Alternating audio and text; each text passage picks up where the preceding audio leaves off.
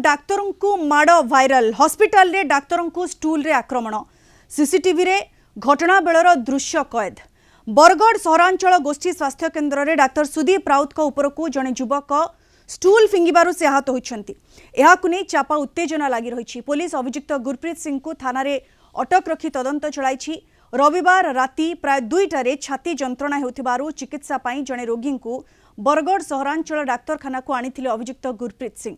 Doctor Sudeep Raut स्वास्थ्य परीक्षा करी औषध और इंजेक्शन लिखिथिले। इंजेक्शन नेबा पाई रोगी को सुरक्षाकर्मी सहित वार्ड को पठाइथिबा बेले अभियुक्त जनक तांकर रक्तचाप चेक करबाकू डाक्तर को कहिथिले। तेबे से अस्थिर और तरबरिया थिबारु तांको 5 ରୁ 10 मिनिट बसिबाकू परामर्श देइथिले। यापर अभियुक्त हठात काठर स्टूल द्वारा तांको मुंड को आक्रमण करथिले एवं सेथिरे तांको मुंडरे गभीर आघात लागिथिबा डाक्तर राउत कहिसंती।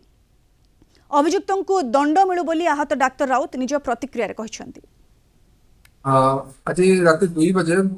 जड़े पेशेंट को लेकिन जड़े लोकटे आए से छुआर छाती जंत्रणा होता तो मुझे चिकित्सा ट्रिटमेंट प्रेस्क्राइब कर देगी वार्ड आड़ को पठेदेली जेहेतु इंजेक्शन दरकार सागर जन सिक्यूरीटी को पठा तार से लोक जन आसिक मत कहले सर मतलब टीवी देखा अच्छे मुझे कहली आज्ञा आप खबर आस 10 मिनट बसी जाओ गोटे जगह भिड देखिदेमी एति कथा को से जेन स्टूल बसते से स्टूल को उठे मुंडे मारे केते मारछन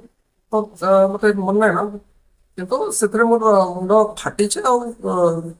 हाथ फात भी बाजी। इस संपर्क में अधिक सूचना पाई फोन लाइन जोड़ी होइछंती हमर Bargarh bureau head Mahendra Sahu. Mahendra, doctor को स्टूल रे आक्रमण करथिबारु से आहत होइछंती किंतु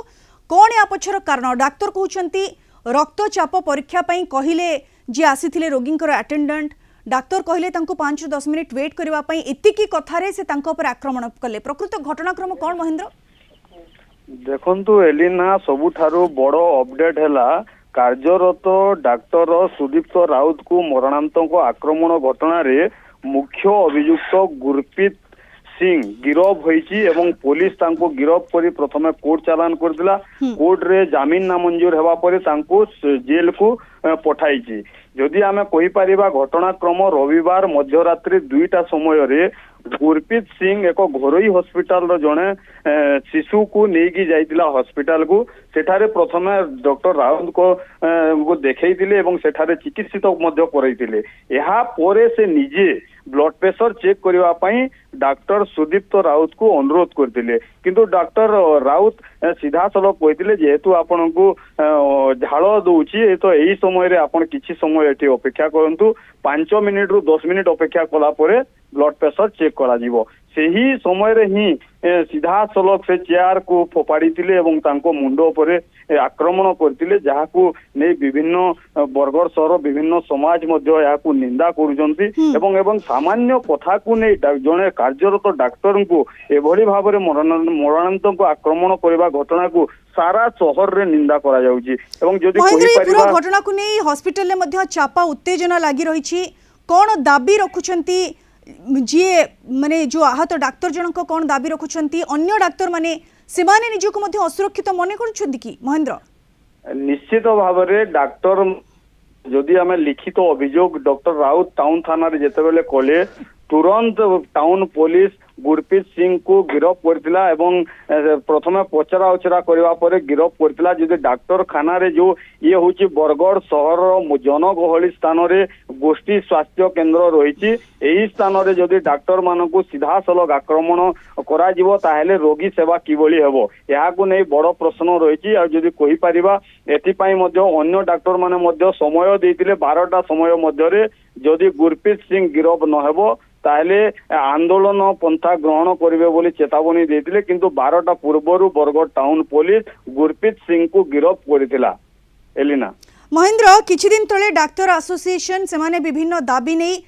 धारणा रे बसिथिले सेमाने आंदोलन को ओल्हाइथिले एबे पुणी थरे जे ड्यूटी रे थिबा जने डाक्टरन को एभली भाबरे आक्रमण ये कोठी ना कोठी असंतोष को आहुरी बढ़ाइछि कि महेंद्र? निश्चित भाव में देखो जेहेतु आम रोगी सेवा को नहीं स्वास्थ्य विभाग गोटे गुरुत्वपूर्ण बहन करें कारण जदि गोटे रोगीटे जिते डाक्तर पाखक जाऊँगी तो चिकित्सा नहवा पर्यंत से आसे ना तो एभली एक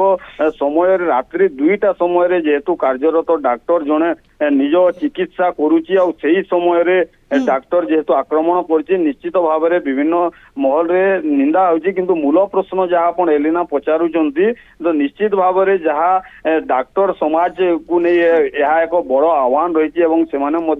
गोटे प्रकार चेतावनी देइचंती जे जदि आगामी दिन रे हॉस्पिटल रे सिक्यूरिटी व्यवस्था को कड़ाकड़ी करा जिबा कथा पुलिस विभाग मध्य गोटे रहिबा कथा जदि आमे कहि परिबा सीएससी रे गोटे पुलिस फांडी पाई मध्य विभिन्न समय रे बरगढ़ शहरवासी दाबी करिसंती ए तमाम प्रक्रिया को आमे जदि देखिबा कोनसी ना कोनसी क्षेत्र रे डाक्टर माननकु सुरक्षा जोगाई देबा पई दाबी होईची कारण बिल्कुल डाक्तर माननकु सुरक्षा जोगाई देबा को दाबी हेउची एवं डाक्तरंकर सिक्यूरिटी व्यवस्था को आहरी कड़ाकड़ी करा जिबाकू मध्य दाबी करा जाउछि विशेषकर गोष्ठी स्वास्थ्य केन्द्र गुड़िकर सिक्यूरिटी व्यवस्था को आहरी कड़ाकड़ी करा जिबाकू दाबी होछि सबुठु बड़ कथा डाक्तर माने रोगींकर सेवा करिथांती सेमानंकु सुस्थ करिथांती किंतु डाक्तर जदि निजको असुरक्षित मने करिवे ताहले रोगी सेवा करिवो किए डाक्तरंकु जेभଳି भाबरे आक्रमण होछि आक्रमण गुड़िको तुरंत बंद करा जिबा उचित एवं ये नहीं गोटे कड़ा पदक्षेप नेबार आवश्यकता रही बहुत बहुत धन्यवाद महेंद्र विस्तृत भाव में आपंक सूचना पाई समय शेष होइछि 8 PM को आज एट रखिबा नमस्कार।